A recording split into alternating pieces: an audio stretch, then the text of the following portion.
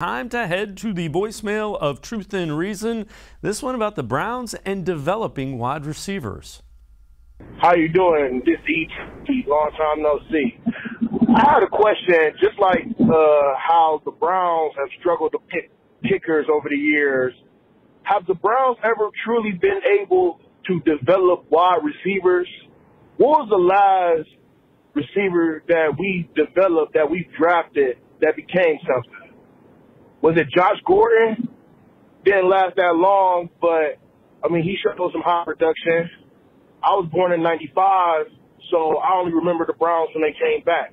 So was it Quincy Morgan, Braylon Edwards? I don't know. Should the Browns go out and get some former great athletes such as a Chris Carter who has Ohio ties, or someone like that to help develop wide receivers? Because eventually we're going to have to get off of Amari Cooper, and we need to have the ability to develop superstar wide receivers. Thank you, and have a nice evening.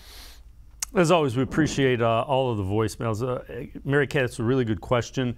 I would say it's tough to develop any position when you're constantly turning over head coaches and general managers because the philosophies tend to change.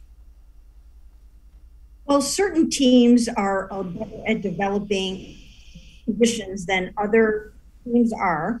And I would have to say that they still have to prove themselves in terms of being able to draft and develop receivers here. Now, Donovan Peoples-Jones was a 6th-round pick, and he obviously is coming along really well. And I think he's much better this year with Deshaun Watson.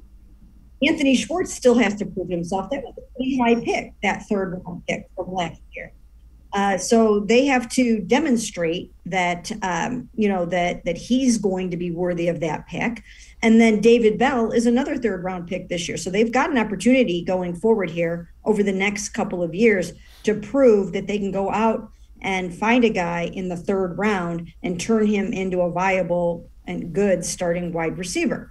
The last one I would say was probably Josh Gordon. And then maybe before him, probably, a Braylon Edwards, in terms of just drafting a guy and really turning him into, a star receiver or a 1,000-yard receiver. Some of the other guys that have come through here lately obviously have been acquired through trades, and now Amari Cooper through free agency. So, yeah, this regime will have to prove that it can draft and develop receivers.